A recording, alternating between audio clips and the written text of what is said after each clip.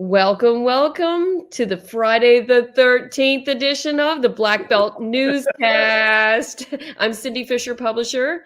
I'm Todd Prater, staff writer and reporter. And Cindy, you don't have paraskeva do you? I don't like spiders. Is that what that is? No, that's the fear of Friday the 13th.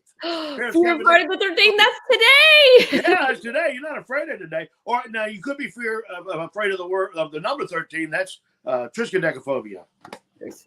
You neither one of those bug you, do you? No, I think I'm going to make it through the Friday the 13th just fine. I hope everybody else here does too.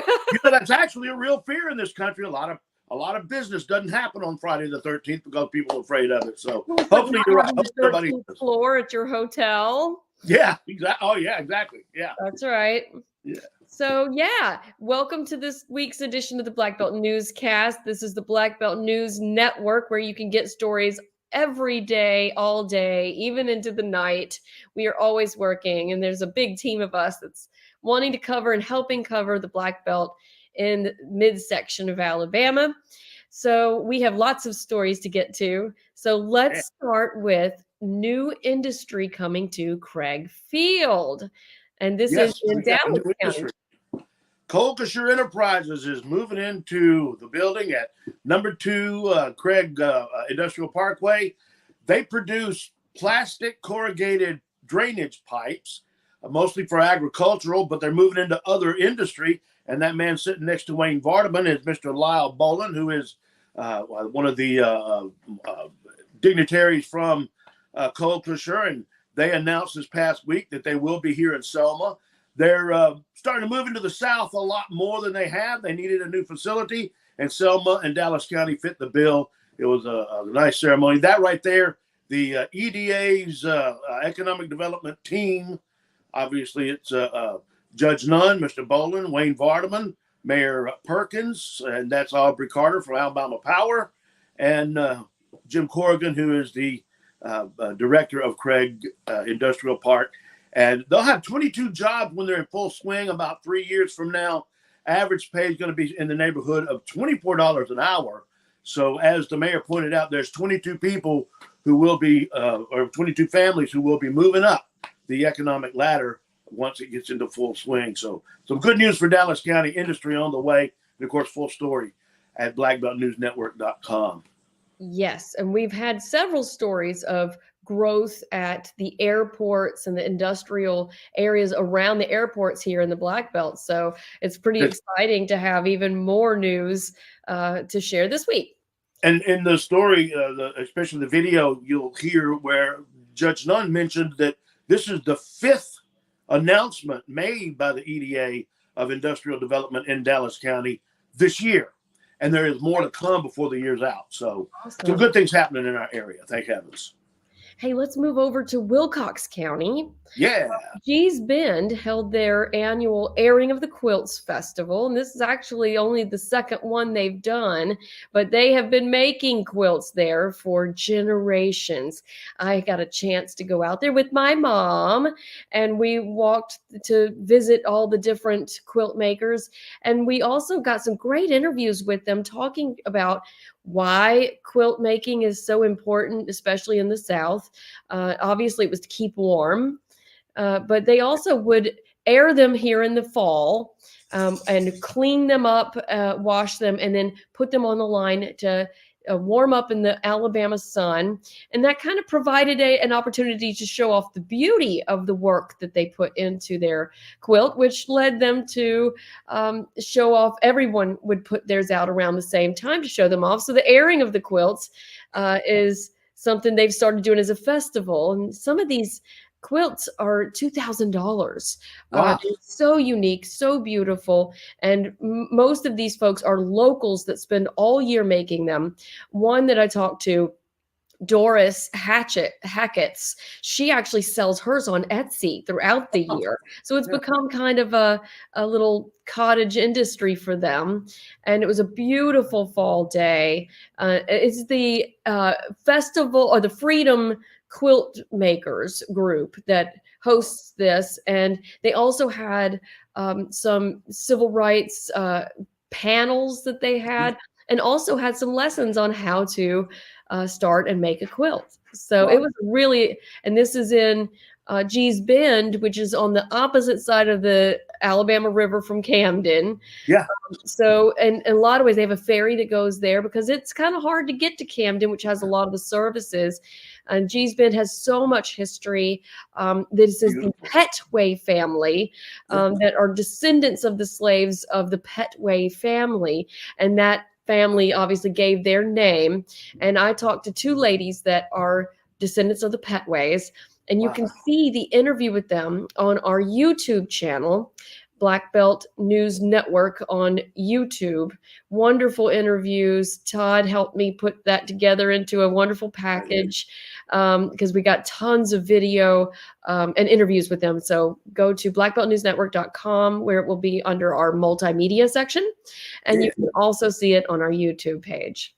Beautiful stuff. They are so beautiful and colorful. We really live in a cool area to have that kind of history, tradition, and beauty that we can enjoy. It is amazing. So something else that's pretty popular throughout the South is football.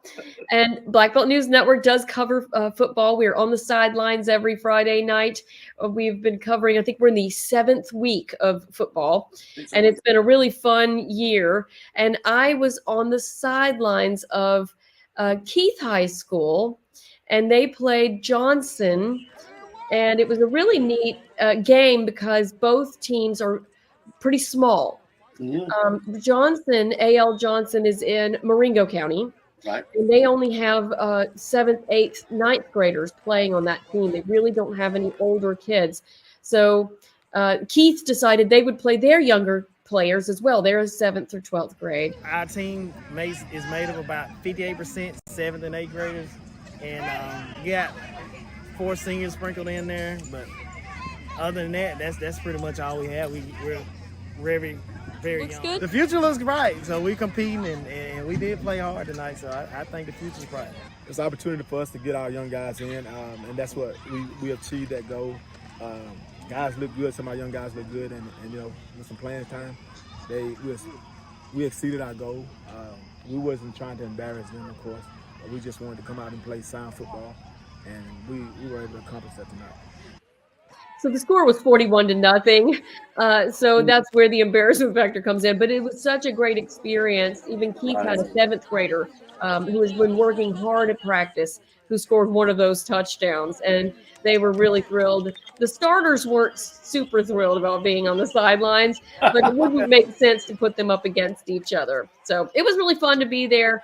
Johnson is so small. There have been some talks of possibly, merging them into Sweetwater or one of the other Marengo County they're still 25 minutes away. So they're holding their own right now. To bring the score to 41-0. 41-0. So that was a package that I put together. You can see that full package at on our YouTube channel and at blackbeltnewsnetwork.com under multimedia. And it was fun to be there. I did not know about this, and I just picked that as my game of the week. And when I showed up, it was so fun to see the young guys and the big guys patting them on the helmet for doing a good job. And they're twice their size. Yeah. It was pretty fun. But it's pretty. Not only is it a good experience for the younger kids, but it's good sportsmanship on Keith's part to give A.L. Johnson at least a chance. That's an experience. That experience, good lesson right there. Good life. That was really fun, and the crowd loved it too. It was pretty fun. Hey, let's go to Old Cahawba. We love history here at Black Belt News Network. And Old Cahawba has a restored wellhead. Tell us about that. Well, it's the Perrine Well, and a lot of folks, it's actually a very popular tourist attraction. This is the ceremony where the Perrine Well head was restored and it was dedicated. Interestingly, the wellhead had been laying down in front of the visitor center for quite a lot of years. It was sent to East Alabama. There it is being unveiled, where it was restored by the same company, matter of fact, that restored the statue over in Demopolis. And they actually the same company did Vulcan in Birmingham. They made it look like it's brand new. It's temporarily installed right there in front of the visitor center. But the Perrine Well, there it is out near where the mansion actually sat. Edward Perrine was called the crown merchant of Cahawba. He was very wealthy. There's some furniture that was dedicated. The people that were standing by the well, that was his great-great-great-granddaughter. There she is in the middle with her two sons. Her name is Michelle Nauer. And that painting standing that's mounted behind them and that furniture was in Prine's mansion at Cahawba. That is Edward Prine. That painting was painted while he was alive in Cahawba nearly 200 years ago. It's been passed down in the Nauer's family for nearly 200 years. Her sons decided that it would probably be better somewhere where it could be more appreciated. In other words, they didn't want to have it. So she actually made a few phone calls and got put in touch with Linda Derry out at Old Cahawba.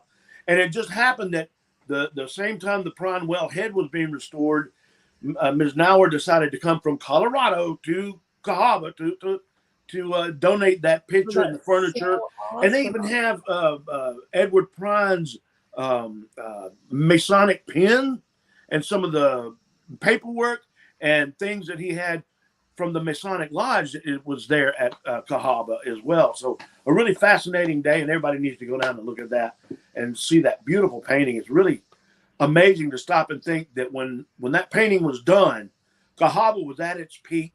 It was one of the most wealthy cities in the United States, and it had been already the first state capital. By the time that painting was done, the capital had moved to Tuscaloosa. So it's just some amazing, fascinating history right here in the Black Belt that everybody ought to go and enjoy. I just love it. And more stories like that. Yeah. At blackbeltnewsnetwork.com. We have so many great history stories that we have been talking about. I've got a bunch more too. I've got a history I'm about to put together. I actually I've been working on it for a while, but just other things have gotten in the way. The history of the fountain in front of the St. James Hotel in Selma. I got a really interesting history about that. We'll start doing a lot of those kind of videos and putting them up. History of our Black Belt area. You can get the headlines out of the Black Belt every day with our daily newsletter that comes out in your email box. When you go to blackbeltnewsnetwork.com, it will ask you within 5 seconds to sign up for our news. It is completely free, and it gives you a lineup of what we've written throughout the day. And you can click on that and go straight to our website to find out what we've got going on. I highly recommend doing that because that is the best way to know what's going on. But also another great way is to follow and subscribe to everything that we do here on social media. So we've got Facebook, Instagram, YouTube, and TikTok. We even do TikTok so that you can see what's going on. And in your stream. And also a big thank you to our sponsors. You can become a sponsor. Email us at news@blackbeltnewsnetwork.com. Our wonderful sponsor is Randall Miller Funeral Service, and they do some amazing work for the community and also for their clients. And don't forget that you can go to news@blackbeltnewsnetwork.com. You can email your news stories and videos and news tips to that same email address, and we'll follow up on them because we like to know what's going on in your part of the Black Belt as well. So let us know. Send stories, send photos, and it will make it on here. We love sharing and just communicate with us, engage with us. So we will see you guys next week. It won't be Friday the 13th, so we won't be scared. Which is what would we have?